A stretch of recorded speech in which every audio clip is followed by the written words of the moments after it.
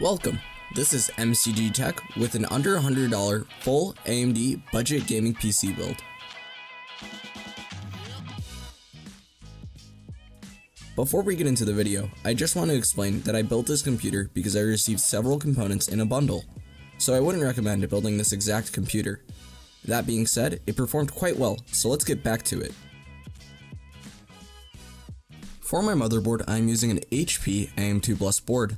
This definitely isn't a high-end component, but it gets the job done.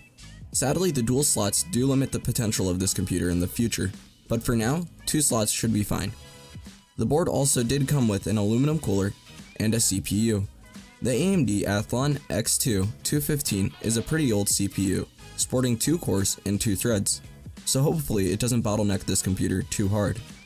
Although the motherboard, CPU, and cooler didn't cost me anything, they will be valued at $15 for the sake of this video. For RAM, I am using 2 Patriot sticks. Although they aren't the fastest sticks of DDR2, at 667 MHz, they should be able to get us up and running. The RAM will be valued at $10. For my hard drive, I will be using a 250GB Western Digital Blue drive. Considering how they are sold for $3 at my local recycling plant, they are my go-to choice for cheap storage. For my power supply, I will be using an OCZ modular 500 watt power supply. I was able to buy this for only $10 because of its missing 6-pin connector. But with an adapter that will be valued at $1, the missing cable was no longer an issue. Now for my graphics card, I will be using an HD 7770. Due to the fact so many people recommended it to me in the FirePro V4800 review. Coming in at double the price of the V4800 on eBay, at $40, I expect decent performance. With the rest of the computer's specifications in mind, I doubt the single gig of GDDR5 will be an issue. And finally, for my case, I will be using a DIY PC case I bought on sale on Newegg.com for $20. For such a cheap price, this case is quite impressive, coming with 3 fans, 2 of which LED, a bottom-mounted PSU slot, and cable management room. Coming in at a measly $99, I was eager to see how this computer compared to my several other custom gaming builds. But before testing can start, the computer needs to get built, so enjoy the montage.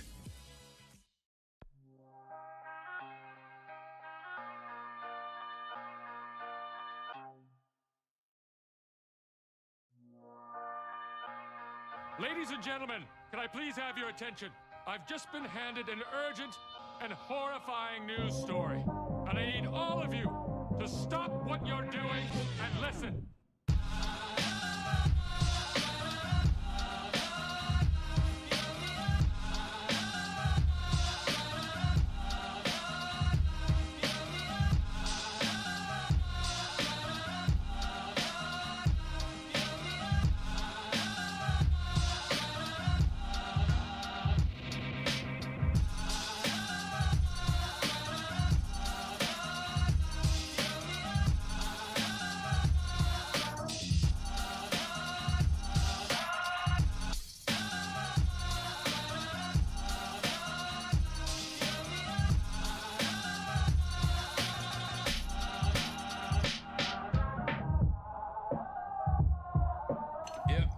Made with bits of real panther, so you know it's good. It's quite pungent. Oh yeah. It stings the nostrils in a good way. With everything put together, I was very pleased with how this build came out. The spacious case and modular power supply certainly helped out with cable management. Returning back to testing, I decided to run some synthetic benchmarks.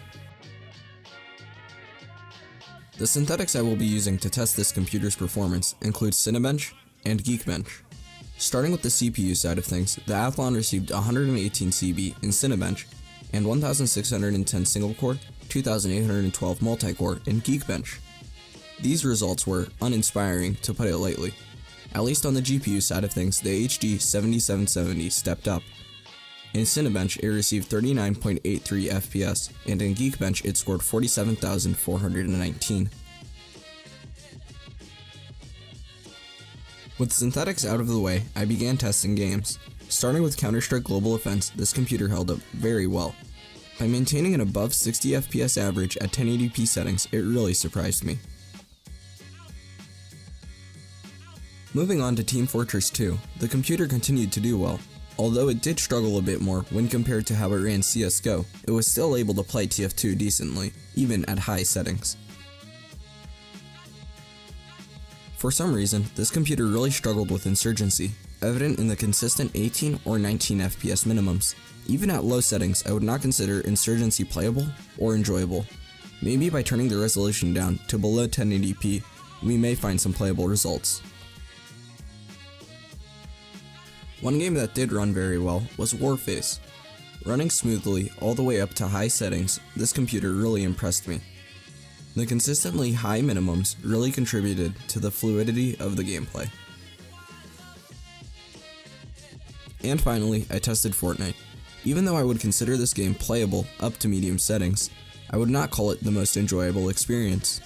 Even at low settings, you can see evidence of stuttering in the 27 FPS minimum.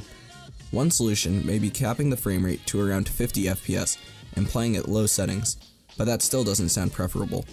I also experienced a very strange glitch in the first game I played, where I could not see my character until I hit the ground. And once I hit the ground, even though I could see my character, I was stuck halfway into the ground.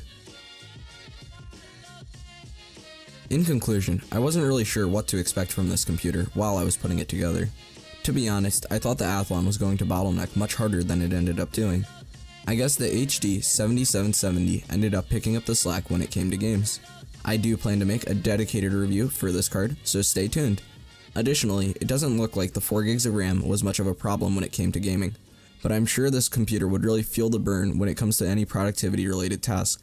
However, for gaming, I think it did well enough for me to be happy with it. If you enjoyed the video, make sure to like this video and subscribe. Also feel free to check out the rest of the content on this channel. Thank you for watching.